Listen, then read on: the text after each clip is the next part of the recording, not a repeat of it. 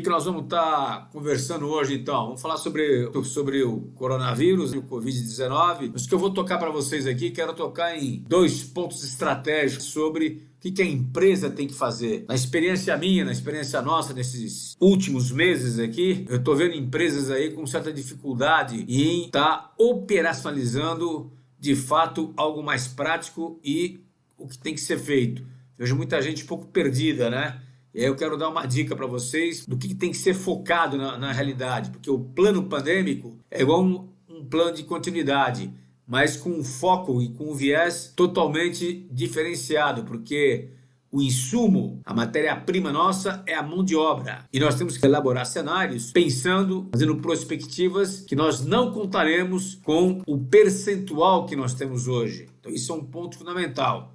A parte preventiva, ela é antes. Temos que pensar no mapa do inferno, ou seja, vou trabalhar com 40%, 30%, 20% do meu efetivo. Ou o pior, se eu tiver também aí medidas governamentais, tipo nós estamos vendo agora em São Paulo, que são medidas restritivas de atividades não essenciais. Aí a empresa, a atividade comercial, a atividade industrial sofre impactos com isso. Que tipo de impactos que eu vou sofrer? Então tem que fazer essa projeção e verificar se a minha empresa aguenta, o caixa, quais são as consequências que eu tenho em termos financeiros, em termos operacionais, em termos de cadeia logística, em termos de recurso humano. Isso faz parte do processo que nós estamos vivendo. Então a pandemia, ela tem esse contexto que é um pouco mais diferenciado do que você, como empresa só, está vivendo. A pandemia é um contexto um pouco mais aberto. Então, o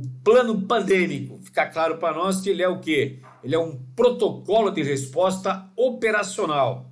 Então, vamos estar claro nisso. Ele faz parte de algo maior, que é um plano de qualidade de negócio, dentro do PCN. Ele faz parte de uma das respostas, de uma das situações que a empresa pode estar vivenciando. Ponto importante, eu tenho que estar avaliando o impacto da pandemia, o impacto dos vários cenários que eu vou estar criando sobre a minha empresa. Então eu vejo muita empresa fazendo plano, protocolo de resposta e colocando uma série de ações preventivas. Isso é prevenir o contágio, na verdade. Isso é prevenção, ok? Não é, na verdade, a contingência. Isso é prevenção. Nós vamos ter que agir para poder fazer a operação com o menor número de pessoas possíveis. Então temos que separar, na verdade, o que é preventivo do que é a contingência. São coisas distintas a serem feitas. Não deveriam estar misturadas. Outro ponto importante é que a minha empresa, eu tenho que pensar nisso, eu tenho que estar identificando, isso eu vou bater, quais são as atividades da minha empresa que são consideradas críticas, estratégicas. E eu tenho que pensar que eu vou trabalhar com uma condição restrita, numa condição que não é a condição ideal. Então eu vejo empresa querendo trabalhar com 100% do seu efetivo. Isso não vai existir. Grande parte das empresas hoje estão operando em home office.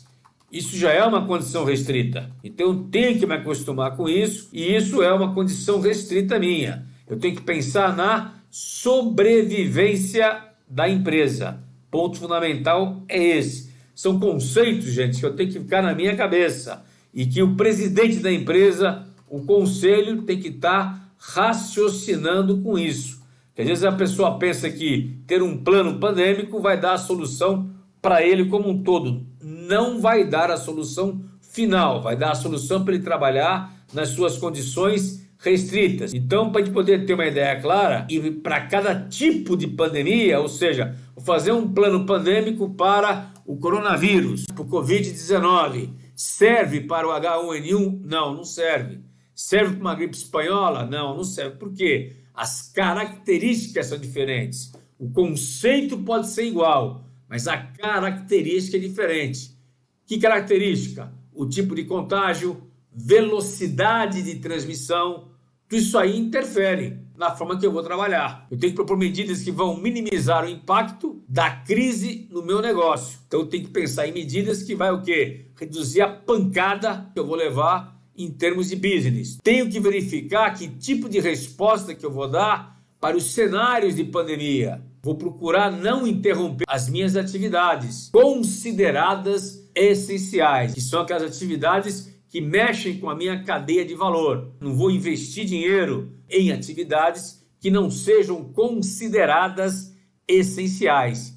E eu vi muita empresa colocando dinheiro em atividades que não eram essenciais, ou querendo colocar todo mundo em home office e todo mundo tendo que ter VPN, computador, notebook, besteira. É só atividade que é essencial. E no último caso, estruturar a medida preventiva. Aí entra, na verdade, o pessoal da parte preventiva, tá certo? A questão da questão da medicina do trabalho, terapêutica, para suportar o funcionário, o colaborador e também o familiar. Quer dizer, nós temos que assessorar, ajudar o funcionário e os seus familiares a minimizar o risco. Para quem? Para a sociedade. Se eu tiver um parente meu, uma esposa, um filho que fica contaminado, eu, por tabela, estou contaminado. Por tabela, posso contaminar alguém na minha empresa. Então, o processo é uma cadeia. Então, a parte de prevenção não é que eu não vou estar trabalhando com ela, mas não faz parte do plano de continuidade de negócio, ok? Só para vocês entenderem a divisão que tem que ser feita. Vou falar para vocês aqui as 5 maiores pandemias da história. Então, o Covid-19, o coronavírus, não é o primeiro causador de pandemias mundiais e nem é o primeiro estresse aí que o mundo já tem aí ou já teve. Então, a primeira que nós tivemos no mundo aí que mexeu com parte da população foi a peste bubônica ou a peste negra, tá certo? Que, tecnicamente falando, o pessoal falou que matou entre 75 a 200 milhões de pessoas na antiga Eurásia, né? Ou reduziu, né, a população mundial para 450 milhões a 350 milhões de pessoas no século XIV. Então, a peste bubônica foi a primeira pandemia mundial que nós tivemos aí. A segunda é a varíola, de 3.000 anos para trás, desde o tempo dos faraós, Ramsés II, rainha da Inglaterra, Maria II, também pegou, o rei da França, Luís XIV e vários outros. Mas ela foi erradicada em 1980. Vocês viram só quanto tempo demorou para a gente conseguir ter, na verdade, um remédio, né? Quando eu falo remédio, uma vacina eficiente e eficaz, que a gente conseguisse matar de fato, se prevenir contra o vírus da varíola. Depois a cólera, que ainda hoje assola vários países subdesenvolvidos. Então, ela começou em 1817, matou centenas de milhares de pessoas. No Haiti, em 2010, teve, na verdade, epidemia lá de cólera. E o Brasil, nós já tivemos vários surtos de doença, que dá diarreia, etc. E pode matar pessoas, né? Que tem diarreia intensa, cólicas, enjoo. Apesar de existir a vacina, ela não é totalmente eficaz. Ela não é 100% eficaz. Então, o tratamento é à base de antibióticos. Tivemos a gripe espanhola, pegou aí no final da Primeira Guerra Mundial. Dizem que, inclusive, as tropas alemãs sofreram com isso. Foi um dos motivos que eles, inclusive, fizeram o armistício mais rápido, mas assolou o mundo de uma maneira muito drástica. Ela veio contaminar o Brasil através de um navio que acabou aportando aqui em Recife, Salvador e Rio de Janeiro, o transatlântico Demerara. Várias pessoas a bordo desse transatlântico estavam contaminados e acabou jogando para São Paulo, Rio, Salvador, Recife, etc. Na época, até o presidente Rodrigo Alves acabou não assumindo a presidência da República. Não tem ainda a cura para a gripe espanhola. Da mesma maneira que ela veio, como um surto pandêmico grande, matando aí, acredita-se, né, entre 40 a 50 milhões de pessoas, ela chegou, fez o estrago que teve que fazer e foi embora, na realidade. Então, não se tem. Em São Paulo, a população foi atrás de um remedinho caseiro, que era cachaça, limão e mel, que, de acordo com o Instituto Brasileiro de Cachaça, essa foi supostamente a origem da nossa caipirinha. Pasmem, né? Por aquilo que pareça. E a última que assolou aí o mundo foi a gripe suína, em 2009, pouco tempo atrás, matando 16 mil pessoas. O Covid já matou mais que o dobro disso. Então, estamos aí com, se não me engano, 53 mil. Já vê um pouco mais na frente aí o número de óbitos que nós temos no mundo. Então, para vocês entenderem o processo como um todo, de maneira clara e direta, são as pandemias que vêm atacando o mundo. Contexto mundial e do Brasil. Então, o que é epidemia e pandemia? Epidemia é quando uma doença ocorre com frequência comum numa determinada região. E a pandemia é quando ela ultrapassa fronteiras, se alastra por várias fronteiras de vários países e por vários continentes. O Covid-19 é o caso específico disso. A OMS declarou a pandemia no mundo apenas em 11 de março, porque apenas há uma crítica que foi colocada como pandemia tardiamente, poderia ter colocado um pouco antes, que deu aí o agravamento da crise no mundo. Então você precisa entender o contexto que nós estamos vivendo. Transmissão recorrente em vários países e em vários continentes. Então a pandemia é isso. Qual é a situação que nós temos hoje do coronavírus? Não há ainda vacina para ela. O remédio aí que o pessoal fala é específico para alguns casos, não tem tido sucesso 100%, então não tem solução para ele. Pessoal, alguns aí malucos andaram tomando remédio, até se entubaram com esse remédio aí de maneira direta, então não é a solução. O próprio Mandetta, nosso ministro da Saúde, falou que ele não quer saber de opinião médica, ele não quer saber do acho técnico, ele quer saber de estudos científicos, e ele está certo, não pode ouvir o acho técnico. Então isso é um ponto importante, a gente ficar claro, nós como profissionais, eu como profissional de risco, nós temos que ouvir técnicos, temos que acreditar na ciência, temos que acreditar no conhecimento aplicado. O acho técnico não existe. Ponto fundamental é esse, senhores. Então vamos colocar isso na cabeça e os senhores como assessores de empresa têm que ir pelo mesmo caminho, tem que bater e bater pesado, bater na medalhinha da empresa em relação a isso. Nós temos no Brasil 3 legislações que falam sobre combate à pandemia. O decreto 10.212 de 30 de janeiro de 2020 promulga, na verdade, o Regulamento Sanitário Internacional. Ele fez uma revisão em relação a isso. Saiu a Lei 13.979 de 6 de fevereiro de 2020. Essa lei dispõe de medidas para enfrentamento da emergência da saúde pública. Então isso é importante que os senhores leiam essa lei e verifiquem, na verdade, que essa lei impõe isolamento e ou quarentena e impõe realização de exames laboratoriais, testes, coletas, restrições excepcionais e temporárias. E o que isso significa para nós? Isso é lei de exceção. Então, se sair pela ordem do Executivo Federal dizendo que estaremos em quarentena, o Brasil fica em quarentena. E é o mesmo tipo de lei, o mesmo tipo de organismo vale para a Prefeitura e vale para o Estado. Então, a Prefeitura e o Estado têm essa magnitude de também determinar a quarentena no seu estado ou no seu município. Igual aconteceu com São Paulo, nós estamos em quarentena, tá certo? Até 7 de abril. Não sei se vai ser prorrogada ou não. Então, isso é o que nós temos. Por quê? Porque o Brasil é um estado federativo. Então, os estados têm a sua autonomia. Tá claro isso para nós? Então, isso é importante a gente entender o processo. O presidente Bolsonaro até ameaçou que ia soltar um decreto que iria impedir a legislação nossa, a lei nossa, o Supremo ia cortar, ia bloquear. Por isso que ele acabou não soltando. E saiu a portaria 356 de 11 de março de 2020. Isso daí foi antecipado, na verdade, foi feito e antecipou quando nós fomos resgatar o nosso pessoal, os brasileiros, lá em Wuhan. Inclusive, nós sabemos e relembrarmos apenas que o Brasil tem 3 níveis de alerta. Então tem o alerta, na verdade, que é você solta a bandeirinha amarela, você tem o perigo iminente, que é o que estava, e esses 3 níveis de alerta, a gente segue o padrão da OMS, então são 3 níveis de criticidade, então isso é importante de saber. Então o alerta, o perigo iminente que a gente estava, quando foi buscar lá em Wuhan, a gente estava no perigo iminente, mas em função de buscar, em função de colocar a lei em prática, de exigir que quem voltasse de Wuhan, tripulação, médico e os brasileiros, ficassem em quarentena obrigatoriamente, foi colocada a situação de emergência em saúde pública de interesse nacional, SPIN. Nesta fase, ou neste nível de alerta, nós temos 2 subfases. Quais são as 2 subfases que nós temos? Nós temos aí a fase, na verdade, do contágio, né, local, chamado local. O que é contágio local? Quando você tem a origem, na verdade, do contágio. Eu venho de fora, trouxe o vírus e o Ministério, a Secretaria de Saúde, sabe a origem da contaminação. Então, isso é quando você tem controle sobre a origem. Isso chama-se contágio local.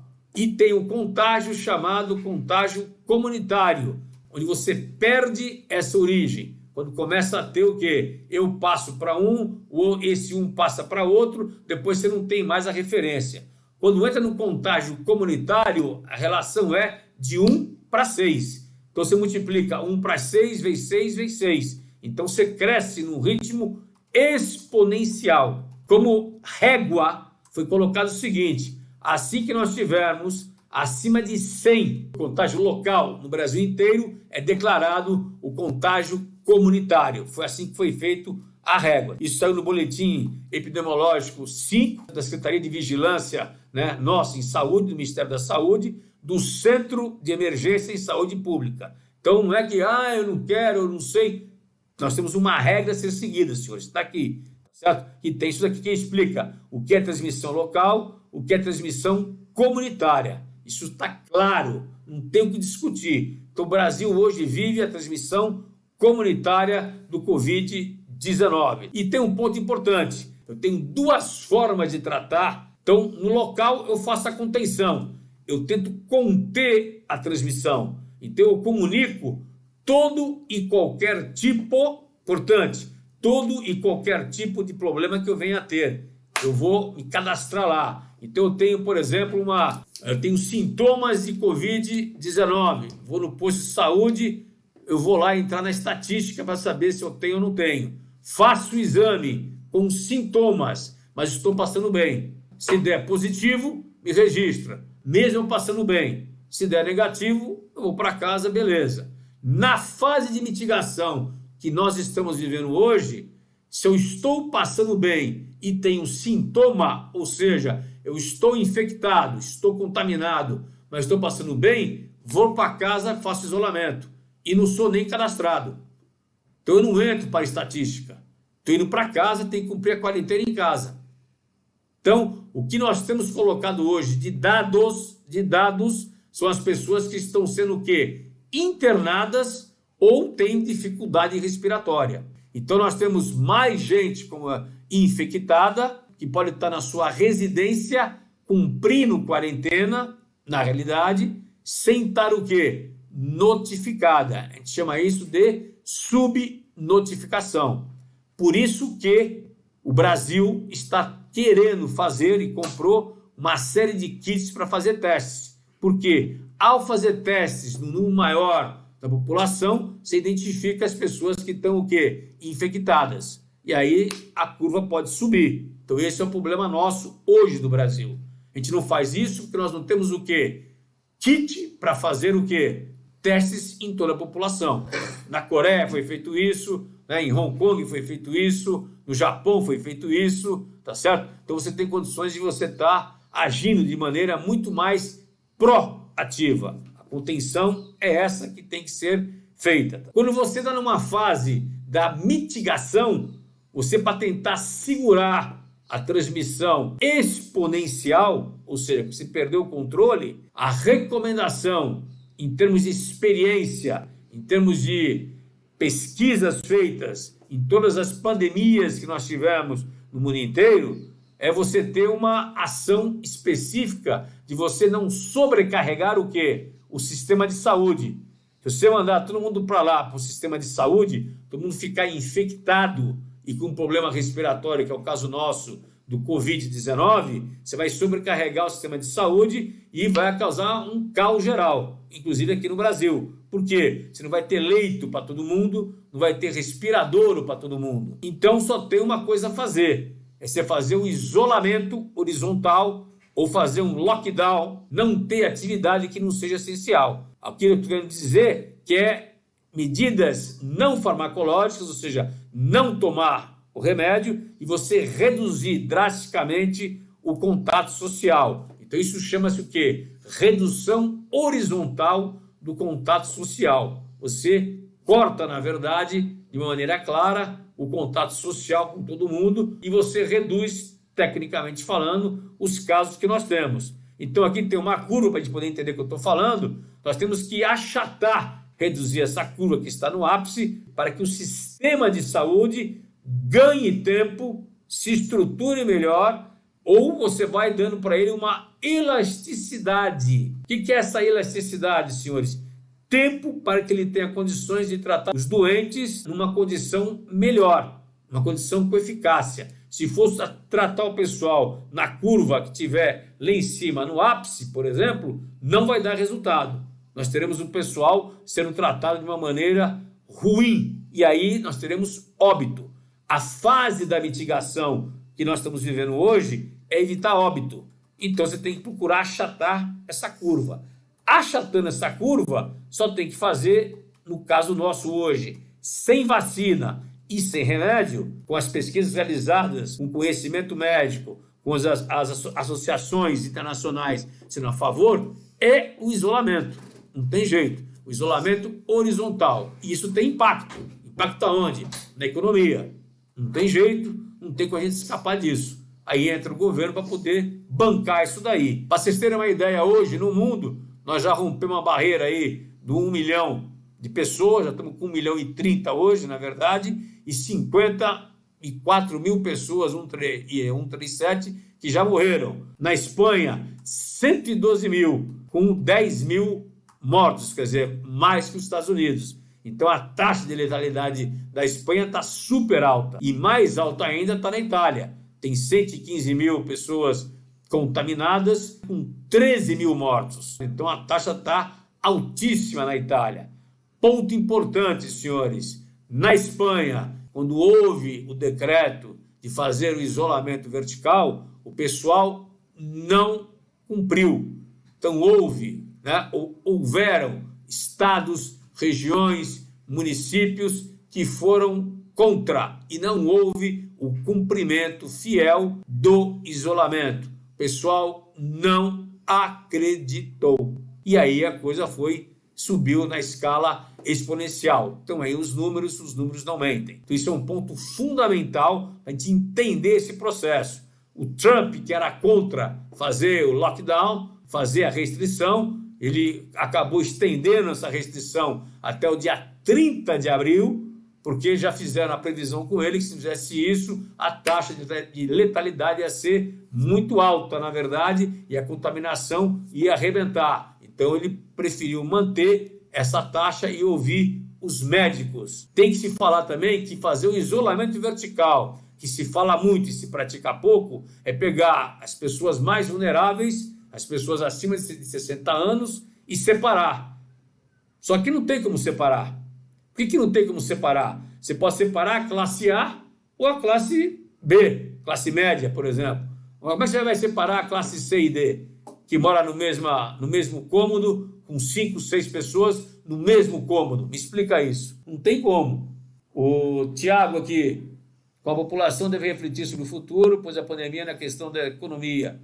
É claro, teremos uma crise violenta, uma pancada violenta, mas essa crise da economia, vou falar um pouco mais na frente, é obrigação do governo, das grandes empresas e dos bancos, que aliás os bancos estão retraídos em relação a isso, devia levar uma porrada, na verdade, do governo, uma pancada do governo grande, tá certo? Tem que participar. Médio empresário, eu sou médio empresário, eu sei o custo que eu vou pagar. Posso até quebrar, eu sei o custo que eu vou pagar, mas tem que fazer isso. Porque se eu quebrar hoje, amanhã eu vou estar vivo, para recomeçar de novo. Agora, se eu morrer, babau. Não tem jeito, certo? Então, senhores, não temos muito o que fazer. Nós temos que praticar aquilo que a medicina, que a ciência e que os especialistas estão falando. O Brasil hoje, às 9h30 da manhã, tirei do site, estamos com 8.066 contaminados, com 367 mortos até o momento. Isso dá uma taxa de letalidade de 4%. Olhando aqui essa curva, vocês vão ver que nós estamos numa posição muito confortável. Vou mostrar um pouco mais na frente. Isso aqui é uma comparação entre Brasil, Reino Unido, China, Itália, Espanha e Estados Unidos. Então, se você olhar a linha do tempo aqui, todos eles, e aqui tem 200 mil, etc., claro, nós estamos aqui embaixo, ó. Então, o Brasil é o último aqui, ó. Então, nós estamos numa posição que eu considero extremamente confortável. Em relação a quem? em relação à Itália, em relação ao Reino Unido, em relação à Espanha. O Reino Unido está nessa posição que está aqui, logo acima da gente, porque ele fez o quê? O lockdown agora, numa fase precoce. Então, quando ele começou a pegar, ele viu que, né, ia dar problema ao primeiro-ministro, ele deu a pancada, lockdown por 3 semanas, acabou. Não tem papo, não tem conversa. Fechou tudo, bruscamente. Então dá resultado. Esse aqui é o da China, e esse maiorzão aqui que vocês estão vendo aqui é, na verdade, os Estados Unidos. Tem que também entender que quando nós estamos já numa fase de contágio grande, exponencial, o pessoal já está numa fase mais avançada, o isolamento demora muito mais para ter resultado. Isso é um ponto fundamental. E aqui vem os cenários que eu queria falar para vocês. Então nós temos 2 mega cenários, feitos uma por brasileiros e a outra pelo Imperial College, na verdade. O dos brasileiros, eles falaram que, na verdade, nós teríamos casos, né, até dia 30 de março, se tudo desse, né, se viesse naquele ritmo que vinha desde o início, nós teríamos 11.500 casos. Então nós tivemos dia 11 de março abaixo de 11.500 casos. Temos 8.000 hoje. O que isso significa? Caiu a velocidade. Está aí o caso que fizeram. Isso é modelagem matemática. E a outra é do Imperial College, que são 3 cenários que nós temos. Então, o impacto do distanciamento social no Brasil. Se nós não fizermos nada no Brasil, de distanciamento, absolutamente nada, nós teremos 1,82 milhões de habitantes infectados. Mortos, 1,1 milhão de habitantes. Em UTI, quase 470 mil em UTI. Num segundo cenário, com algumas medidas, por exemplo, isolamento vertical, nós teríamos aí 4,9 milhões infectados, 206 mil mortos e teríamos 97 mil em UTI. Com o isolamento vertical, medidas precoces, teríamos 11 milhões de infectados, 44 mil mortos e 15 mil em UTI. Isso é do Imperial College da Inglaterra, da UK, pelos números que nós temos hoje. Não acredito que a gente pule de 8.000 hoje para amanhã 40.000. O pessoal do Imperial College fala que o distanciamento é importante, é a única solução que tem para hoje, porque não tem vacina e não tem remédio. Ponto importante que eu vejo, senhores, é que nessa régua que está na frente de vocês aí agora, a prevenção é do lado esquerdo e nós temos que agir do lado direito. Agir de maneira clara, efetiva. Então, se eu estou tendo a questão pandêmica, olhando por essa ótica que eu dei para vocês aqui agora, eu tenho que ter o quê? Então, claramente, para eu ter criado alguma coisa de maneira direta.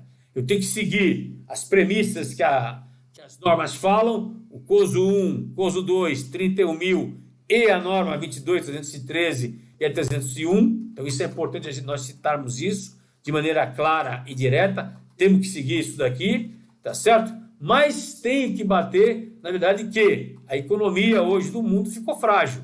O crescimento nosso global já era pífio, alto endividamento público, condições financeiras apertadas, entrave comercial e agitações sociais. Então, o mundo hoje vive as 2 crises casadas, né?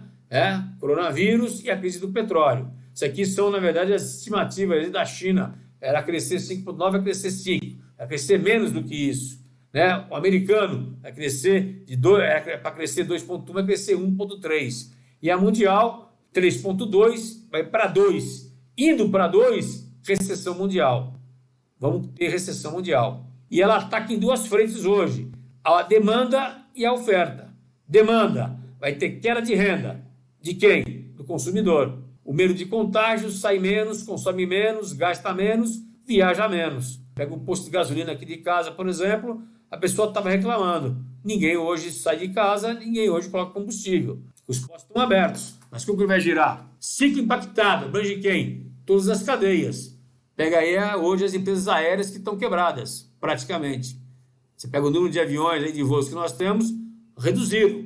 Então, o voo que tinha para Manaus todo dia, tem uma vez por semana. E tem a questão do emprego. Vai atingir? Pode atingir. Né? O governo já deu aí um calor bom para isso daqui, né? Então, a gente vai ter o quê? A disrupção da cadeia de suprimento, aumentar o custo comercial, Por isso que né, as matérias-primas nossas aí vão subir e os preços, na verdade, dos nossos produtos estão subindo. E um choque negativo da produtividade. Brasil, né, em 19 tivemos um crescimento pífio de 1,19 e a previsão que nós temos hoje era 1,5, depois baixou para 1,5, e que se chegarmos a 0 vai ser um ponto, né, de soltar rojão, e hoje nós estamos com uma expectativa de nós chegarmos aí a menos 4% do PIB. Então, chegar a PIB negativo aí em 2020. Indicador oficial, baixar de 2,4 para 1,5. Por quê? Grande parte das nossas empresas depende de bens intermediários da China. Então, vai ter queda de produção se a epidemia persistir. Ela está persistindo, infelizmente, tá certo? Então, estima-se fechamento de linhas de produção e uma queda nesse primeiro trimestre já de 31%. Quais são os riscos que nós temos aí do coronavírus? Riscos mundiais. Interrupção da cadeia de suprimento, já aconteceu. A própria Apple aí já falou que ia ter problema grave em relação à questão de fornecimento dos produtos que ele possui. Risco de recessão mundial que nós teremos já. Risco político forte. Extrema-direita coloca a culpa no imigrante. Então vai ter problema na mobilidade social. Risco da falência do sistema de saúde. Então isso é um risco gravíssimo. Todos os sistemas de saúde estão sobrecarregados. Risco social gravíssimo. Instabilidade em função de governos não darem respostas adequadas. Por isso que eu falei que o governo tem que dar a resposta. Não tem como escapar. Soltou aí uma série de medidas. Mas essas série de medidas ainda não se concretizaram. Risco de retrocesso da globalização e o risco político. Então tem a questão do populismo, que pode ou não subir ou pode descer. Tá certo? Então isso é um risco que nós estamos vivendo no mundo. O Brasil é um deles. Eu aposto, por exemplo, que caia, na verdade, que tenha uma queda muito grande em relação a isso, pela falta de determinação. Muito bom. Risco pandêmico. O que nós temos que fazer? Então, de maneira clara, agora, vendo agora essa conjuntura toda, nós temos que ter o quê? Nós temos que responder, temos que recuperar e temos que sustentar. Mas temos que ter resposta. Resposta efetiva, clara, de maneira direta. Para isso se conversa, preciso ter um comitê de crise. Preciso ter um comitê de crise. Um comitê de crise que me dê respostas efetivas. Se eu não tiver um planejamento antes, eu não consigo ter resposta efetiva. Então, tem que ter uma estrutura de comitê que dê a resposta efetiva. O presidente da empresa, nessa hora de crise, tem que mostrar a sua liderança e a resiliência. A empresa tem que dar o primeiro passo para encontrar estabilidade. Velocidade é prioritária. É tomar decisão rápida e com coragem. Quem quer isso daqui? Se tiver que cortar a corda, se tiver que parar, para. Não pode ter medo de tomar decisão. Assuma a sua narrativa. Né? Então, ele, com base nisso, tomou a decisão, o comitê de crise montou o cenário, tomou a decisão da sua estratégia, assume, passa para a empresa, para deixar tranquila. A visão que tem que ter é curto prazo? Não, é longo prazo. E planeje com foco. Né? Construa soluções, aliás, o quê? Com o seu business, na verdade, o core business, para frente. Poder verificar isso para frente. Né? Vai passar dificuldade, vamos ter que se reajeitar aqui, vamos se reajeitar. Esse processo, senhores, vem à base da decisão do comitê, mas 90% das empresas que a gente assessora não tem a base da decisão bem clara. É ter o quê? Área, processo estratégico da empresa, aqueles que balançam a sua cadeia de valor, definido. Por quê? O horizonte temporal desses processos críticos é o agora, não é o para frente. Eu tenho um produto que eu vou lançar no e-commerce daqui a 2 anos, velho, tchau, corta, não é agora. Então eu tenho que olhar a cadeia de valor, os meus objetivos estratégicos, a minha estratégia. Eu tenho que olhar isso e saber o que balança, o que vai tremer. E aquilo que sustenta essa cadeia de valor. Por exemplo, TI. TI, na verdade, ela é transversal. Ela não é a atividade primária, ela é secundária, mas ela é estratégica. Por quê? Porque ela apoia toda a cadeia de valor. Então isso é estratégico. Não tem como a gente escapar disso. Não tem. Isso é um ponto fundamental, gente. Isso tem que estar claro para para o pessoal. E isso não fica claro para eles, tá certo? Tem que saber que para evitar polêmica, discussão. Qual é a ferramenta que eu vou ter? Business Impact Analysis. Aquele que vai impactar o negócio, tem que ter critérios, tá certo? Para poder tomar como base. E o Business Impact Analysis, eu vou fazer 2 BIAs. Os meus negócios, para as minhas áreas críticas. Definir a área crítica, depois vou fazer o BIA de TI, que são o quê? Os sistemas que sustentam aquelas áreas. E não ao contrário. Tem empresa que faz o BIA separado de TI e o BIA separado de negócio. Não dá, gente. Primeiro faz o BIA de negócio, isso aqui é crítico. TI, agora vamos fazer o teu BIA que tem que estar casando com o BIA de negócio. Como é o caso aqui, ó. O BIA de processo, nesse caso aqui, o que está no... Esse é o nosso caso, nosso sistema, mas é o que está no vermelhinho ali, é o que é o mais crítico, por exemplo. O ideal seria Pareto, nesse caso não tem Pareto, por exemplo, está muito acima do Pareto, mas cada empresa define o seu processo, atividade crítica, e o BIA de sistemas. Ó. Então, esse é um ponto fundamental. Tem que ter isso aqui. Esse é o primeiro passo. Por quê? Eu defini as minhas áreas críticas, defini os meus sistemas críticos, sei o que é mais importante. Parto para qual área? Eu tenho que construir cenários de pandemia. Com base em quê? No contexto Brasil, internacional e o contexto do governo. Por que o governo? Porque ele toma medidas, ele manda, né, na empresa. Inclusive, ele pode, se ele quiser, dependendo da empresa, mandar que a empresa não fabrique A, fabrique B. Ele pode pedir, por exemplo, para o brasiliano, né, ficar à disposição do governo. Então, ele tem que saber e projetar os impactos. Quais impactos que tem que ser projetados? Eu tenho que saber o seguinte, ó, São Paulo para por decreto. O cenário qual é? Ele é elevado e o impacto vai ser severo. Recomendação para parar. Tudo. É massivo para mim e é elevado. Pô, então eu tenho que me preparar para isso. Não tem urgente suficiente. Ele é alto, tá certo? A possibilidade de vir a acontecer. E ele é severo. Então eu tenho que me preparar para isso. Então eu tenho que montar os cenários de pandemia. Aqui embaixo, ó, a chance de parar todo o transporte público a nível Brasil. A chance é muito baixa. Por quê? Porque o Brasil tem tamanho continental, não vai parar a nível Brasil, porque o Brasil tem vários tipos e níveis de criticidade. Não é igual São Paulo, por exemplo, não é igual ao Rio de Janeiro. Então não tem por que parar São Paulo aqui e parar o Amazonas lá em cima, ao mesmo tempo. Então não vai parar. Então isso aqui a chance é baixa. Mas parar São Paulo, por quê? Se parou por recomendação tudo, automaticamente isso aqui já para. Descontinuidade de fornecedor crítico. Então tem clientes que têm aí descontinuidade, pode ter descontinuidade que pode ser massivo para ele. Ele pode quebrar, não tem fluxo de caixa. Eu importo da China, parou a China de trabalhar, como é que eu faço? Tive vários clientes assim, colocaram todos os ovos numa única cesta. Então são cenários que você tem que estar olhando para verificar. Não tenho pessoal suficiente. Então pensem vocês que eu sou uma empresa de energia, por exemplo, e eu trabalho num centro de operações. Então eu tenho lá, por escala, no total, tenho 40 pessoas trabalhando por turno e um é contaminado. Esse cara que está contaminado, ele arrebentou o turno inteiro. Por que arrebentou o turno inteiro? Porque ele está contaminado e vai deixar os outros de quarentena. Então eu vou ficar no mínimo com 15 ou 20 dias sem ninguém para operar aquele turno. Então, para evitar isso, qual é a medida que tem que fazer? Já racha o turno ao meio. Deixa um pessoal em casa, outro pessoal trabalha. E faz o quê? Alternância. Deixa o pessoal, talvez, na usina por 15 dias. É isso que nós temos que pensar. Então, cenários e a área da criticidade é minha. Isso é importante. Com base nisso, eu monto a minha estratégia. Se o governo decidiu fazer um lockdown e eu não posso sair para nada, por exemplo, como é que eu posso trabalhar? Como é que eu vou trabalhar? Eu tenho clientes, por exemplo, que faz entrega via motoboy. Esse pode trabalhar? São Paulo deixou trabalhar.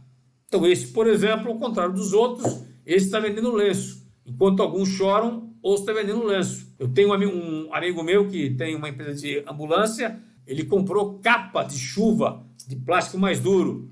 E o pessoal quis brigar com ele e tal, ele falou que lá era melhor, o pessoal acabou aceitando e a fábrica do cara que estava parada com férias coletivas, tem que retomar, porque todas as clínicas comprou, todo Boi Mirim comprou, os hospitais começaram a comprar. Então o cara começou a aquecer o mercado em cima disso. Então isso é um ponto importante para nós, ficar atento.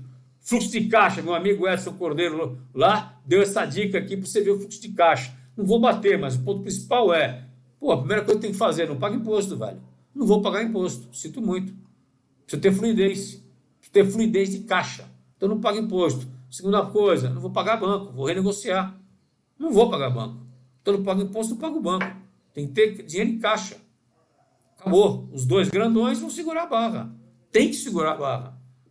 Vou renegociar com o fornecedor grande. Mas tem que olhar o impacto que isso vai dar. Impactou isso daqui, fez análise do cenário por impacto, eu vou fazer o quê? A minha estratégia. Então a estratégia é importante. Antes de fazer o plano. Por quê? A empresa quer fazer o plano antes. Não dá. Com base em quê? Não, tem que fazer rapidinho. Não dá. Não dá.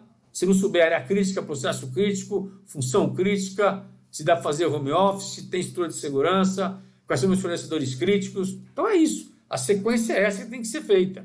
E as empresas não querem isso. Quer fazer a coisa rápida, quer fazer as coisas correndo. Tiro na água, tiro no pé. Tá certo? Então isso é fundamental você acertar isso daí. O plano operacional, uma única folha, no máximo 2 folhas. Não pode ser grande, claro, pode ter operações mais complicadas. Por quê? Porque tem 100 bullets. Eu uso agora o Canvas e ponho isso daqui como modelo, para vocês poderem ter como ideia, tá certo? Poder trabalhar, certo? E como conclusão, então, número 1, tem que saber quais são as áreas estratégicas, cadeia de valor, criar cenários de pandemia, base de decisões governamentais, tem que saber, monitorar cerradamente, isso é importante, não tem jeito, saber os impactos, traçar a estratégia e traçar o plano.